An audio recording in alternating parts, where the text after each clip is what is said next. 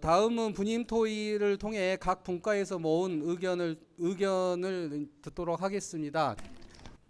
그 타 분과보다 저희는 이제 거의 제로 베이스에서 시작하는 것 같았습니다. 그래서 뭐 다양한 의견들이 많이 나왔었습니다. 그래서 첫째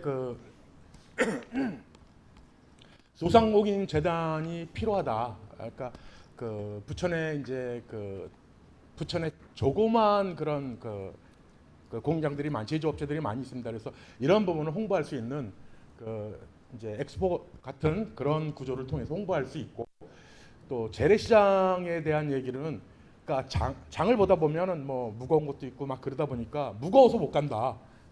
뭐 이제 카트 같은 거를 좀 필요하지 않냐. 그래서 그런 부분도 있었고, 또 부천페이가 많이 줄었습니다. 그래서 이런 부분이 많이 불편하다. 더 늘려야 되는데 왜 줄냐. 그러니까 오늘의 상품권 같은 경우에는 이제 할인율 높고 그런데, 그러니까 가맹점이 많지 않아서 그런 경우는 굉장히 불편하다. 또한 이제 이런 것들이 다 이제 재단을 설립해서 많이 지원이 된다면 좋겠다라는 이제 소상공인 재단 설립에 대한 안이 나왔고요. 두 번째 이제 생활 쓰레기 줄이기 위한 사회적 경제 포럼에 대해서, 그러니까 우리가 식당에 가면은 밥 공기를 먹는데, 그러니까 각자 양이 많이 틀리다. 그래서 또 이제 뭐 반만 먹는 분, 뭐 3분의 1 먹는 분, 이렇게 해서 버려지는 음식물들이 너무 많으니까 좀 적은 거와 큰 거를 이렇게 좀 구분해서 했으면 좋겠다. 그러면 음식물 쓰레기가 많이 줄지 않겠느냐, 그런 고민이 있었고요. 거기에 또 배달업체에 대한 저기에 대해서는 이제 좀 규격화돼서 너무 많이 담지 않게 그렇게 하는 것도 좀 한 방법이 아닐까, 그런 고민을 했고요. 음식물 쓰레기에 대한 인식 개선, 불필요한 이제 문화 캠페인이 필요하다. 뭐 1조 2천억 정도가 음식물 쓰레기 나온답니다. 그래서 이런 부분을 줄여서 그 돈으로 충분히 활용할 수 있지 않겠느냐, 이런 고민을 했고요. 이제 부천 시민이 함께하는 대화의 장을 마련해서 음식물 쓰레기에 대한 문제를 어떻게 이제 고민하고 해결할 것인가, 이런 그런 노력이 필요할 것이다라고 뭐 얘기가 나왔습니다. 그리고 태양광 발전소의 활성화, 이 부분은 이제 공동주택의 전체적인 전기요금 절감은 어렵지만, 공공요금, 예를 들어 가로등이나 현관등 같은 부분은 이제 옥상이나 이런 데를 통해서 충분히 가능하지 않겠느냐. 그래서 그렇게 에너지가 이제 태양광으로 좀 했으면 좋겠다 했고요. 이제 설치 장소가 이제 한 위원께서는 고장이 났다는 거예요, 중간에. 그랬을 때 이게 고칠 수도 없고 아주 애물단지가 될 수 있다. 그래서 이런 부분을 뭐 시나 제조업체가 이렇게 이제 앞서 서비스를 해줄 수 있는 그런 것도 필요하지 않겠느냐.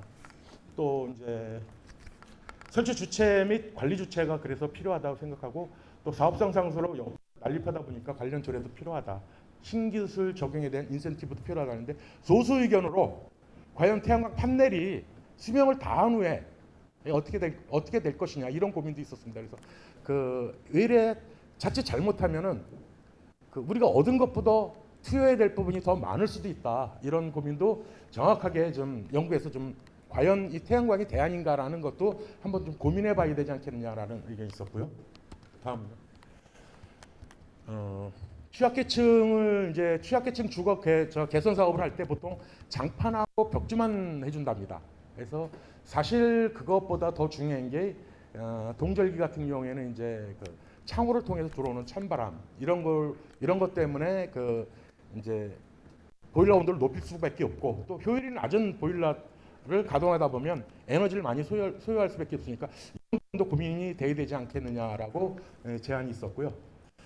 다음은 부천시 전기차 확대에 대해서 전기차 탄소 배출 제도를 확대하고 부천시에 지원한다 그러는데, 뭐 이 부분도 소수 의견이 있었습니다.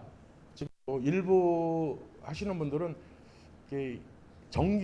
전기료가 많이 올라가지고 충전하는 전기요금이 오르다 보니까 이게 지금 잘못 산 거 아니냐, 비싸게 주고 샀는데, 이런 이제 소수 의견도 있었고요. 길병원 부지 대안 마련하자고 그러는데, 종합운동장과 영상단지 길병원 부지가 세 개가 큰 유유지가 있답니다. 그래서 이 부분에 대해서 여지껏 역대 정권에서 역대 지방자치단체에서 누구나 쉽게 건들 수 없다. 왜 그러냐면 이게 자칫 잘못하면 큰 치명타로 본인한테 정치적인 그런 데미지가 올 수 있으니까 이런 부분에 대해서는 지석협에서 좀 마련해서 너무 이렇게 그 관리가 안 되는 부분을 합리적으로 또 세수 확대를 위해서 방법을 마련하지 않겠느냐 이런 그 고민이 있었고요.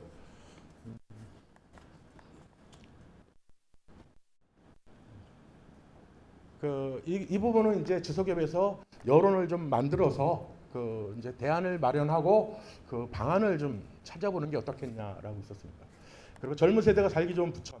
아까도 뭐 타분과에서 고민이 됐었는데 이 부분은 이제 임신하고 아이 영아기, 유아기, 학생기 이렇게 청소년기로 나눠지는데 이 단계별로 예를 들어서 지역의 그 경험자들과 또 시간의 여유가 있으신 분들이 이제 매칭이 돼서 도와주는 그런 구조가 필요하지 않겠느냐. 예를 들어서 이제 뭐 초중 학생들 같은 경우에는 지역의 학생들이 대학생들과 연계를 해서 뭐 방과후 학습을 한다든가 뭐 소수로 집중력도 높아지는 그런 방식도 있고 또 이제 뭐 유치원 다니는 아이들 그 맞벌이 그 워킹맘들이 가장 중요한 게 아이들의 문제인 것 같다.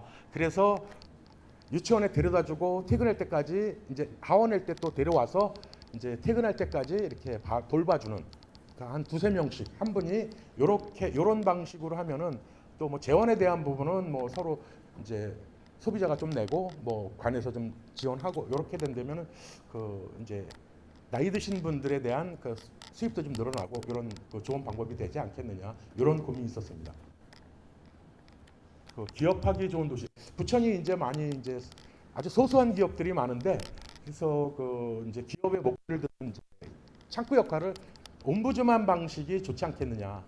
그러니까 부천의 기업들은 대개 보면 이제 5인 이하 기업들이 굉장히 많답니다. 그래서 대표가 스스로 노동자인 이런 구조기 때문에 그래서 그 이제 애로사항을 이제 그 듣는 그런 창구가 필요한데 심지어는 뭐 이제 뭐 제품을 생산했는데 이거 홍보할 수 있는 방법이 없다. 뭐 이런 업체들도 분명히 있을 것이다. 이랬을 때 뭐 기업지원과에서 뭐 적극적으로 이렇게 좀 해줘야 되는데 가서 물어봐야 되고 그러니까 그 소상공인들이 그런 그 이제 구조를 그 바로 접할 수 있는 게 없다 보니까 이런 애로사항이 많이 있다. 그래서 그리고 또 대기업이 굉장히 필요한데 지방정부 재정을 위해서 대기업이 많이 필요한데 지금 대기업들은 다 떠나가고 이제 대장동 뭐 신시가지에 한 군데 들어오는데 잘 해서 그 양질의 일자리를 좀 마련했으면 좋겠다. 그리고 테크노파크 지원 확대라는 부분도 있는데 뭐 이 부분도 아까 이제 소상공인 부분과 거의 이제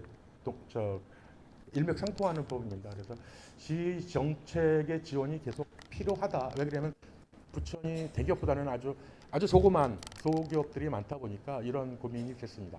이상입니다.